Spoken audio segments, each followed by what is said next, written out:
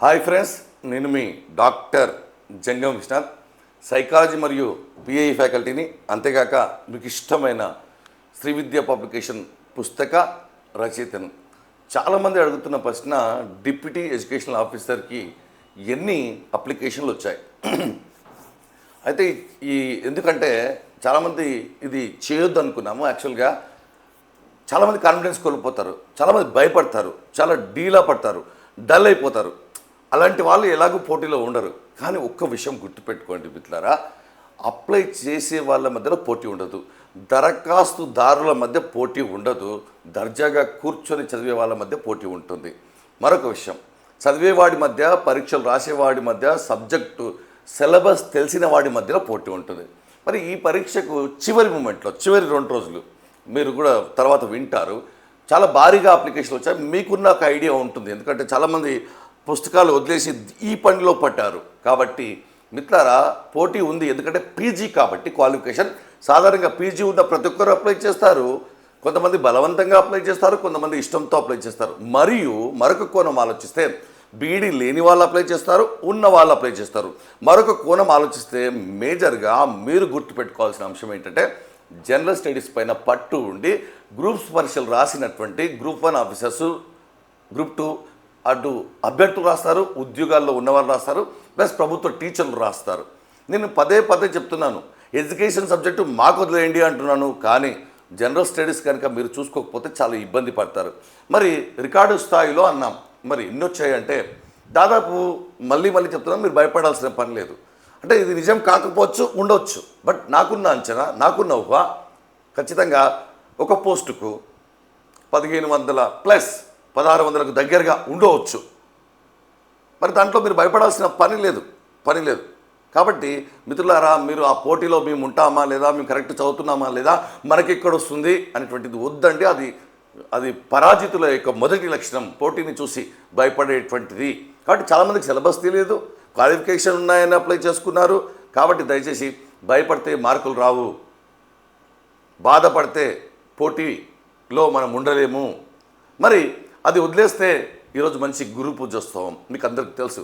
ఈరోజు మంచి నిర్ణయం తీసుకోండి, ఎందుకంటే గురువులను తలుచుకునే రోజు, గురువులు ఎవరైతే మన గురించి ఆలోచిస్తారో వాళ్ళని పట్టించుకునే రోజు, వాళ్ళని స్ఫురించుకునే రోజు. కాబట్టి దయచేసి ఈరోజు గురు పౌర్ణిమ కాబట్టి మంచి దినం. కాబట్టి మీరు ప్రిపరేషన్ ఎట్టి పరిస్థితిలో ఆపకండి దయచేసి. రైట్. మరి ఇక్కడ చూస్తే పోటీ సంఖ్యలో కాదు, సన్నద్ధతలో ఉంటుంది. సరే, అది అసలైన పోటీ రేపటి నుండి, ఎల్లుండి నుండి స్టార్ట్ అవుతుంది. మీకు మళ్ళీ చెప్తున్నాను, ఆగస్టు 1 నుంచి 60 రోజులు పరీక్షలు ఉంటాయి. ఇప్పుడు పరీక్షలు రాస్తున్నారంటేనే మీరు పోటీలో ఉన్నట్టు, రాయట్లేదు అంటే తర్వాత రాస్తున్నారంటే పోటీలో ఉన్నట్టే. కానీ లేట్ అవుతున్నట్టు. మన పోటీ విజయం ఆలస్యం కావచ్చు, భయం కావచ్చు. కాబట్టి ప్రశ్నాపత్రాలను కూడా మళ్ళీ మీరు చదివే అవసరం లేకుండా మీ ప్రిపరేషన్ కూడా అక్కడే జరిగేటట్టుగా ఆ ప్రశ్నలోనే పూర్తి సారాంశం అటు ఇంగ్లీష్ మీడియంలో ఇటు తెలుగు మీడియంలో విత్ వివరణలతో ఇవ్వడం జరిగింది. మీరు సీరియస్ అభ్యర్థులు అయితే, భయపడని అభ్యర్థులు అయితే, అధికారికి ఉండాల్సిన మొదటి లక్షణం భయం ఉండకపోవడం, దర్జాగా ఉండడం. 1, 2 ఉంటాయి జీవితంలో. ఏమీ కాదు అన్న ధైర్యం, ఏమైనా కానీ అన్న తెగింపు ఉండాలి. కాబట్టి మిత్రులారా, మళ్ళీ చెప్తున్నాను, నా సబ్జెక్టులో నేను తెప్పిస్తాను. అహోరాత్రులు కష్టపడుతున్నాను, చాలామందిని కష్టపెడుతున్నాను, పరీక్షలు పెడుతున్నాను, మెటీరియల్ పెడుతున్నాను, ఇంగ్లీష్లో పెడుతున్నాను, తెలుగులో పెడుతున్నాను. అటువంటి మెటీరియల్ మీకు దొరకదు, కనిపించదు. రెడీమేడ్ చదివే వాళ్ళైతే మనకు పోటీలోనే ఉండరు, ఎందుకంటే ఇదే ఫీల్డ్ కాబట్టి మనది. ఎంఈడి వాళ్ళకి పాఠం చెప్తున్నాం, బీఈడి వాళ్ళకి పాఠం చెప్పాం, డైట్ వాళ్ళకి. కాబట్టి అది అందుబాటులో కూడా ఉండరు పోటీలో. కాబట్టి మీరు ధైర్యంగా ముందుకెళ్ళండి మిత్రులారా. ఇది నిజం కాకుంటే బాగుండు, నష్టం లేదు. ఎందుకంటే మీరు అప్లై చేసే వాళ్ళ మధ్యలో పోటీ ఉండదు, చదివే వాళ్ళు. మరి పోటీ ఎక్కువ ఉన్నప్పుడు ఎక్కువ భయపడకూడదు, పోటీ ఎక్కువ ఉన్నప్పుడు ఎక్కువ చదవాలి. మీరు ఒక రోజుకు గంట ఎక్కువ చదివితే మీరు 1000 మందిని దాటించుకుంటూ వెళ్తారు. మీరు పాఠం చదివి బాగా అర్థం చేసుకొని పరీక్ష రాస్తే మీరు గంటకు 2000 మందిని వెనక్కి వేసుకుంటారు. కాబట్టి మీకు అర్థమైంది, మీరు క్యాల్కులేషన్ చేసుకుంటారు మీరు. కాబట్టి దయచేసి ప్రిపరేషన్ ఆలస్యం చేయకండి. ఆలస్యం చేస్తే సులభమైన పనులు జటిలమవుతాయి, జటిలమైన పనులు అసాధ్యమవుతాయి. మీకు ఎన్నోసార్లు చెప్పాను, 100 మంది ఒకే ఒక ప్లేట్ భోజనం కోసం ఎదురు చూస్తున్నప్పుడు అందరూ చుట్టూ ఉన్న మనుషులపై ఫోకస్ చేస్తే విజేత మాత్రం భోజనం పైన, అది రాజభోజనం పైన, విజయ భోజనం పైన ఫోకస్ చేస్తాడు. మీరు ఫోకస్ చేయాల్సింది పోస్టుల పైన కాదు, అప్లికేషన్ సంఖ్య పైన కాదు, పోస్టు పైన. ఆ దారి చూపించడానికి మేము ఉన్నాము. సరైన మెటీరియల్ చదివితేనే ఉద్యోగం వస్తుంది, సమగ్రమైన మెటీరియల్ చదివితేనే ఉద్యోగం వస్తుంది.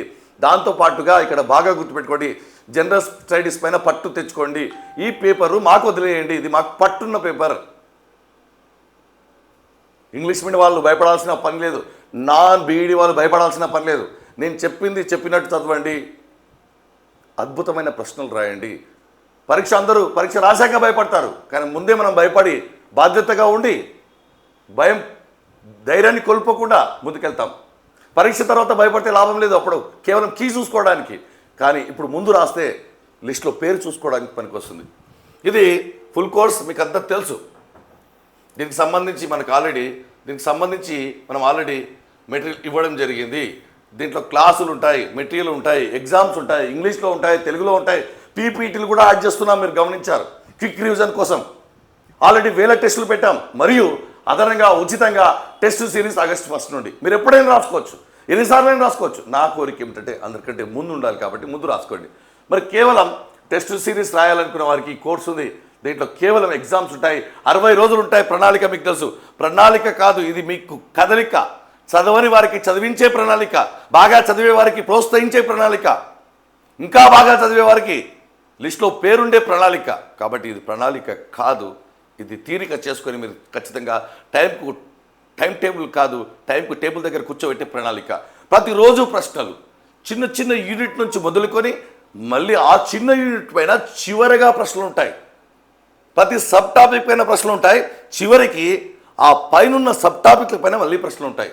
అంటే ఎగ్జామ్లోనే రివిజన్. కాలం మారింది మిత్రులారా, అప్డేట్ కావాలి. అప్డేట్ కాకపోతే అవుట్డేటెడ్. మీరు ఒకవేళ చదవకపోయినా నష్టం లేదు, పైన ప్రశ్న చదువుతారు, మళ్ళీ అది 50వ ప్రశ్న, 60వ ప్రశ్న దానికి సంబంధించి ఉంటుంది. కాబట్టి నిదానంగా slow and steady wins the race. First perfect, తర్వాత ఫాస్ట్. ఇది 60 రోజులు, 7875 ప్రశ్నలు. మీరు ఇప్పటికే మెటీరియల్ చూసి ఉంటారు, ఎక్కడ కనిపించదు, ఎన్నని వెతుకుతారు. మీరు వెతికే పనిలో ఉండకూడదు, చదివే పనిలో ఉండాలి. కాదు, పరీక్షలు రాసే పనిలో ఉండాలి. తెలుగు మరియు ఇంగ్లీష్ మీడియంలో ఉంటుంది. ప్రతిరోజు ఉదయం 5:30కు ఉంటుంది. మీరు ఎప్పుడైనా రాసుకోవచ్చు. మళ్ళీ చాలామంది అడుగుతున్నారు, మళ్ళీ రాసుకోవచ్చా, మా టైం ఉంటుందా అని. మరి ఎలా? ఏ అప్డేటెడ్ ఇన్ఫర్మేషన్ కోసమైనా సరే మీరు మన వాట్సాప్ ఛానల్లో జాయిన్ కండి. ఇది 3వ గ్రూపు.